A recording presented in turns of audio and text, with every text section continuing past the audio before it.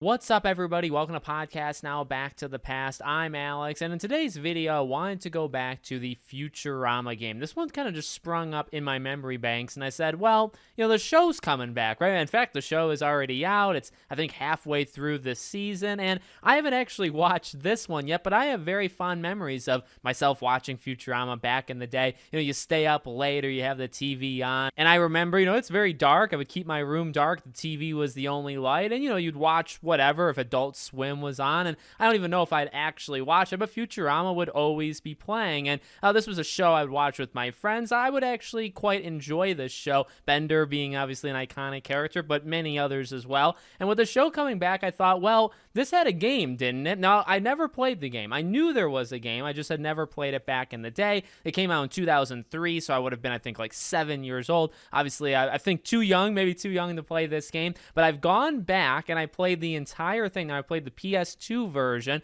and boy, oh boy, do I have a lot of thoughts. This one, honestly, this one is very conflicting to me because there's actually quite a bit here that's pretty darn good, and I want to talk about the history, the lost episode, kind of, that tagline to this game. It's fascinating, like what happened actually with just Futurama in general, right? This show had so many ups and downs and cancelizations and being brought back for movies and all this jazz. There's a lot going on, but I liked a fair amount of it, and I also honestly despised a lot of this game as well. I think it's got some terrible design, some specific levels or bosses I think are absolutely atrocious. So I want to go through all that in today's video. Before I get too far in, let me just quickly ask if you guys do like these videos. If you're liking this video, leave a like. That certainly helps the algorithm quite a bit. If you haven't yet, please subscribe. We're getting close to 1,000 subscribers, and I think these videos are just getting better and better. I got some very cool stuff coming up. All right, so let's go over the history. This game came out in the fall of 2003, and the story behind this game is when they started development of it, the show was still going on, right? And I don't even think they knew about the cancellation, the upcoming cancellation of the show. The show was canceled at the end of season 4, right? And by the time the game came out, the final episode of that season had already come out. So this game was kind of referred to as the lost episode of Futurama, and it was mainly because there's not too many cutscenes in this thing, but there are some, and they're actually the best part of the game, and they're about, I think, 23 to 25 minutes worth of actual cutscenes with very good, the voices of the characters, and it all works really, really well. I believe they even put that into, I think, a bonus DVD for Futurama. I think they just took the recordings, I think, of the Xbox version of Futurama, the game. They took all of the actual CG cutscenes and they put it together to form an episode. And I do think if you watch all of just the cutscenes in this game, you can get a pretty decent episode of Futurama. And obviously the rest of it comes from the game, and really once you're into the levels, there's not many cutscenes at all. Very small little snippets of like enemies talking to each other.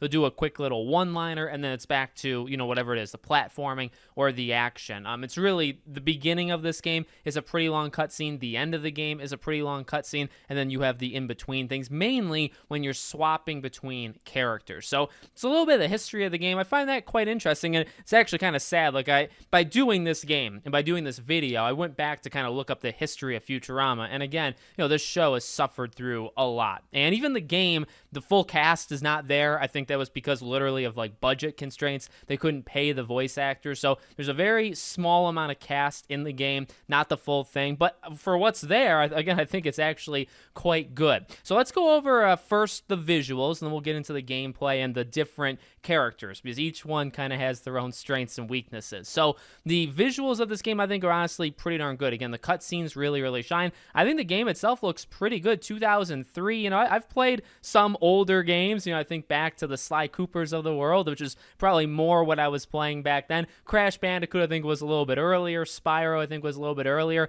But this game looks really good. The 3D kind of modeling. I like games that have, in the top left corner, you see the character's like face, and they'll like emote and they'll speak. If you get injured as the character itself will say something. But then also in the top left, this kind of 3D looking, revolving head of the character, I guess, they'll speak as well. Those owie, owie, owie, which let me tell you, that gets very annoying hearing over and over again, but it's a cool little touch that it's very dynamic. The characters in this game are very cool. And the levels, I think they're pretty darn sweet. There's a lot of diversity there. There's times the game rips off, which we'll talk about. The game rips off other games. I don't even know if I think they had to have known, what they were doing there, and they don't do it nearly as good as the games they're ripping off. But I think there's a lot of diversity in the maps. Some are bigger, some are smaller, some are kind of more like narrow, and you have like one single objective. Some are a little bit more open world. I mean, not really open world, right? But you got a little bit more room to go around. But I think they did a very good job with making it feel like it's Futurama, primarily through the cutscenes, but they don't do a half bad job when you're actually playing the game itself. And the game itself is structured kind of to suit each character, right? So you have the professor, he's in it, but he's not playable. Well, one thing they do very early on in this game, right, is literally introduce the idea of this life regeneration thing where you can make people playable characters. And if you die, there's literally a machine, that gets you to come back to life. And they do that very, very early on where Fry literally dies and then he comes back. And the very beginning of this game, I think, is super, super clever. It's super fun. It's super funny. This has all the qualities of a Futurama episode. And that's probably why you could make it an episode, call it the Lost episode, because it has the qualities in the CG cutscenes of an actual episode. There's some one-liners, there's some dirty humor there, but there's also just some clever humor. Bender's being Bender. Everybody's doing kind of classic lines that you would imagine they would do from the show. Everybody does an extremely good job from the kind of core cast, the playable characters, and then even, you got Zoidberg in there just for a little bit, which we'll talk about his section. But, even when it stretches out a little bit to Mom, etc., these characters do a really good job. And so, again, early on, they established that you can have playable characters in this world, and they can be brought back to life. And I like it because every time they introduce the next character that you can play, they have a quick little cutscene that says, well, now you're not an NPC anymore. Now you're a playable character. And they're like, oh my God, a playable character. That's so cool. Again, that's very, very, I like that. I love it when games do that. It's very clever. You don't have to do it for every game. In fact, you probably shouldn't, but games that are kind of breaking the fourth wall or self-aware, I think it works really well. So Fry is more of like the shooter. I guess third person kind of action shooter. They all have platform elements. All three of them are going to be very platform heavy. However, I would say it's really Bender and Leela that are more literal. You're going to be jumping quite a bit. You're going to be dodging things. You're going to have to roll with Leela to get through certain objectives or through certain things. You do a lot with her that you do not do with the other two. Fry is more of the shooter. Enemies have guns. You have guns. And it's okay. This is probably the weakest element. I'd say not Fry as a character, I suppose, but Fry's gameplay segments, because they are kind of generic. You're just shooting. You're trying to get enough shots on to knock the enemy down. There's like this weird little swaying, I guess. I don't know what the correct terminology would be, but the bullets like bend. And I'm sure, I'm Italian, so I'll do like hand movements. It's best, to watch the gameplay I'm going to be providing. But like as you move, the bullets kind of curve with you, so you're going to want to kind of dodge the enemy, but you also kind of have to stay straight, right? Like you have to aim and have your character focused on the enemy and fire a couple shots off, because if you fire and you're moving left to right, the bullet is going to kind of curve and it's not going to hit, the enemy, especially when the enemy is doing weird maneuvers as well. So in a sense, it's cool because I guess it's kind of realistic, right? I mean, you could maybe just have the character turn, but it's a little difficult, I guess, for the game. It works decently well. Again, there's nothing truly special with his levels, and that is a theme, okay? Throughout the entire game, you're going to be taking out enemies. There's the kind of combat that you can do. There's platforming. There's dodging, kind of obstacles. There's collect-a-thon-like things. You're finding certain things throughout the environment, which is fun enough, and you're kind of pushed to explore a little bit and go down alleys or hallways or open doors that you otherwise wouldn't, right? Nothing's too difficult. difficult. The thing that becomes difficult in this game is when the game kind of gets you with its depth perception or, kind of other things. There's also coins, and I believe for every 25 you get an extra life. I built up an okay amount, but I lost almost all of them. In fact, I think I did lose all of them by the end of the game. I watched a playthrough of somebody that had quite a few lives that they had built up throughout the game. I did not have that many. So there's reason to explore, but generally, and you unlock things, like there's some extras, some things you can look at, like the options of the game. There's some reason to do it. It's not all that necessary. You can just go straight through the game, and the game is not all that long. I mean, this is a review of the 2003 game. Don't expect this game to be like a 15-hour Uncharted-like game, an Uncharted adventure.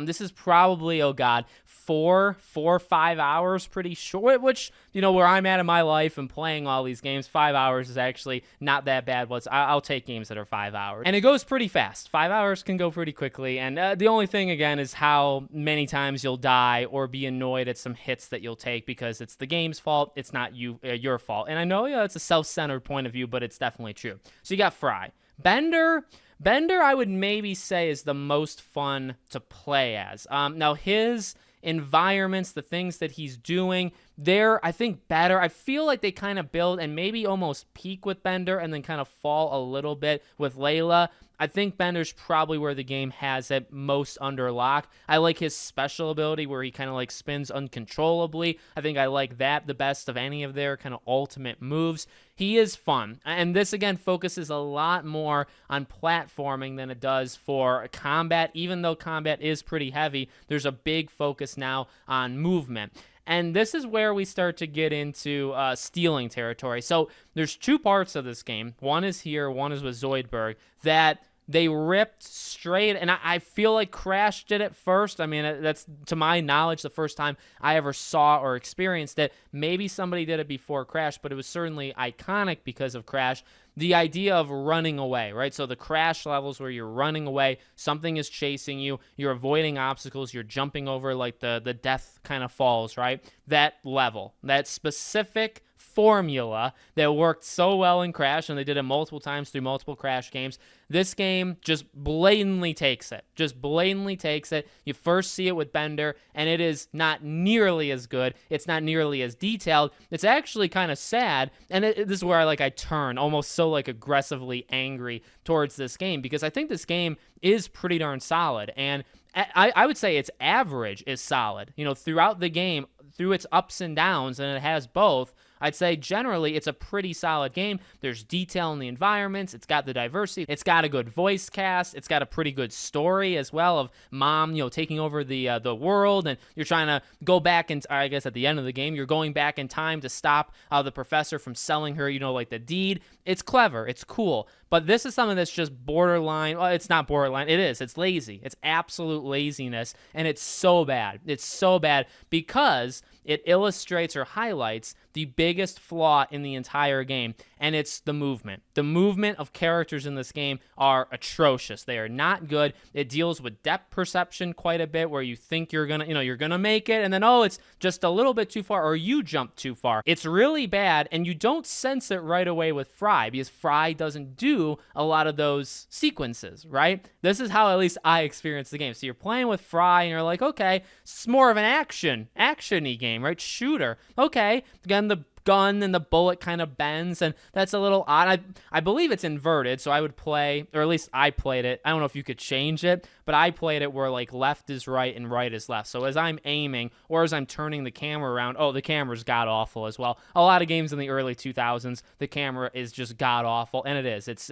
It'll get caught. You'll go through a door, and the camera will stay behind you, so it's trying to see you through a wall, and it just doesn't work. The camera will lose you so often. You can't turn it well. The camera is really, really bad. But I think the idea of jumping, I think platforming in this game is even worse, because it can result in so many cheap deaths, so many cheap hits that you can take as a character that you just don't need to. And, again, this Bender thing is a pretty good example of it, but there's plenty of actual, levels that Bender goes through where it's okay, I'm starting to see some big issues where I'm starting to get a little upset because I'm dying and I'm losing a lot of my extra lives, and nothing's really, I'm not feeling, rewarded, when I beat the level. Some of the levels, by the way, are Some of them are long, some of them are just like the shortest things you could ever imagine. And I think primarily in the Leela and Bender missions, there's some that can take 3 to 5 minutes. Then there's some that can take like 20, 25. Like the pacing is not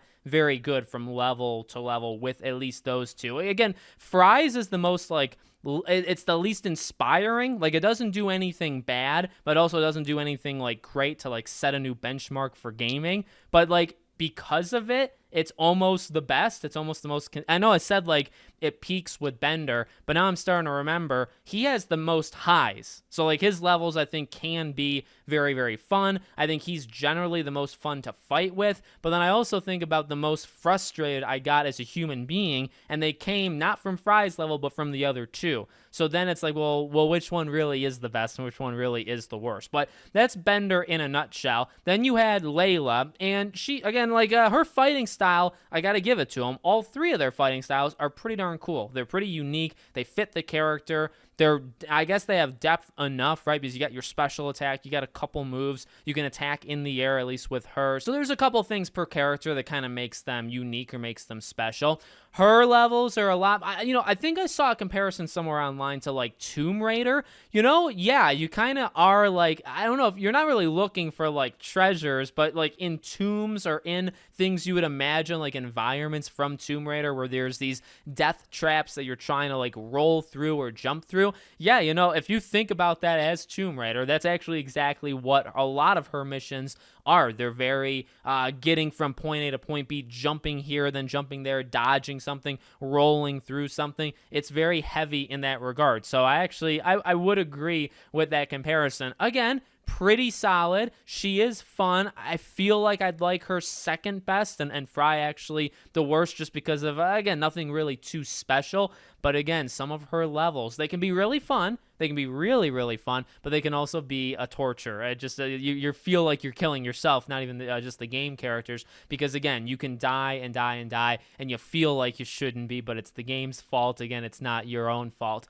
Then there's the second time that they steal from Crash, and it's the Zoidberg mission. So this is basically Polar. So in Crash, you have literally the character's name is Polar, right? The bear, Polar Bear, and you're on it, and you're doing now instead of running away from like a boulder or a dinosaur, now you're running towards something. You're running forward. And again, you're going to have to dodge. You're going to have to jump. You're going to have to do things like that. So you do that. Again, literally the exact same thing in this game. It's unoriginal. It's uninspiring. It's so much worse. It almost insults the genre of doing something like that in a game.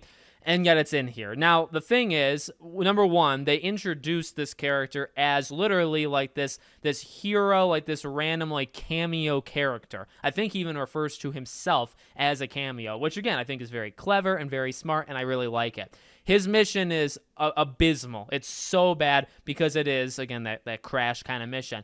Again, the depth perception. So imagine, in the base game, you're moving around. You can kind of control. You can control because nobody's telling your character to move at a certain time. Now, there's times you're going to have to be like time specific. You're going to have to time something with a jump, but you could like wait for the next cycle. You don't have to do it right away. In this mission, the game is forcing you to go forward. So now you have like a built-in speed of your character going forward, and you can't stop that. The only two things you can do is you can move left to right and you can jump. Now in this situation, and I don't know if it was just me, I feel like it was the game, so I'll describe it. When you jump, you can hold it and he'll kind of jump further, or you tap it, and it doesn't tell you this, you just do it, or you tap it and it'll do like a light little jump. Again, this highlights all of the worst things in this game because the depth perception is terrible. Also, there's some weird like hitboxes in this game that you don't really realize are in it until you face a level such as this, where there'll be spikes and you don't think you're hitting it because it definitely doesn't look like your character is actually touching that log or touching that tree thing that's out there with a spike on it, but yet your character will die. And you'll say, well, I don't really think I hit that thing, and yet the thing did hit me. So That is frustrating. Also, then you have to make multiple jumps, whether it's over logs or over, I think you have to move left or right when it's kind of like these, not bear traps, but some sort of like trapping thing in like the grass. There's a lot of movement that it'll catch you and say that you hit it when you actually didn't. The jumps, again, you have to time it just right. And you also have to be aware of tapping versus holding, because if you jump too far, you'll jump over the thing and you'll die. If you jump not far enough or not at the right time, or you think you jumped perfectly and the game tells you you didn't, then you'll also die. And the checkpoint systems here, by the way, are not good. The entire game, the checkpoint systems are fine. They give it to you enough that I did find as the game went on, and then I died, I think, more often because I started getting more frustrated. I think the game, got harder, but got more reliant on the platforming stuff. The checkpoints, you really can highlight them as also another weakness. Sometimes you can go through, yes, it may be only 5, 6, 7 minutes, and you'll say, well, 5 minutes in a game, like what can be accomplished in 5 minutes? Actually, quite a bit. And you don't like maybe we're spoiled nowadays, right? There's auto saves, and you can basically save every second of a game, right? Baldur's Gate 3 is doing obviously being a big example or big success story. You can save anytime you want, and you can pick up literally anywhere. In these games, well, it could be every 6 minutes that you save. And again, it doesn't sound like a lot, but when you're going through multiple hallways, multiple enemies, maybe it's 3 waves of enemies that you have to take out, which in the later, characters and missions, you have to do that. You'll sometimes take off waves of maybe 10, 15, 20 enemies. You do that, and then you die, and then you get sent to the start of it, and you tell me that that's not annoying, because it absolutely is. But no, you get through the Zoidberg mission eventually, and then you get to the final boss, which I also think is kind of terrible. It brings all the characters back. I mean, I don't know. It's cool. Like, this game definitely has its own cool factor. It's got its own flair, but I really didn't like the final thing either. This is where I started to run out of lives. I almost had no lives left, and I think I did have no lives left by the end of it. And you face a similar kind of set of circumstances with each character. You have to, again, go back to Fry with the gun, and Bender with just, I guess, his spinning attacks, and you'll do slightly different things. You'll defeat the big bad robot enemy, and then it's the final cutscene of the game, and then it's over. It's a very Futurama ending. Again, it's another thing where if you just take the cutscenes and you watch the end of the game, but you watch, like, say, the end of this episode, it feels like a Futurama episode, and they do it extremely. It's very funny. It's I don't know if it's like tragic, but it's like one of those things where you just kind of like roll your eyes and say, oh my god, like, how could you let that happen? It ends in a way where like things are still bad. Things are still really, really bad. And it kind of negates the entire game. But because of its, again, like corny, funny, it's self-aware, and again, like it functions as a TV episode where things can end. This happens all the time, right? Whether it's a codename Kids Next Door or an Edda and Eddie or a SpongeBob, episodes can end with characters in really bad spots or really bad situations with like the environment, and it doesn't really matter, right? Because then you go into the next episode and everything's just kind of fixed. You don't know if like the timeline's messed up, or like, did anything that just happened in that last episode, did it affect anything in the next one? Who really cares? The game is very much exactly that. Who cares what happened in this game? If you made a second game, they wouldn't have to connect. You wouldn't have to say, well, we have to fix the issues with the first, like the story, the what happened in the lore of Futurama. We need to address that and fix it in our second game. No, they're separate kind of episodes, right? The game gets away with that. I'd say from any other game, that would be really, really bad. But because it functions as a TV episode where lore and continuity are not really all that important, it gets away with it. Overall, again, I enjoyed it. I'd say I enjoyed my time. It's got something special to it. This, again, was that era where you had these things. You had Danny Phantom games. You had this. You had Fairly Odd Parents. You had all these SpongeBob games.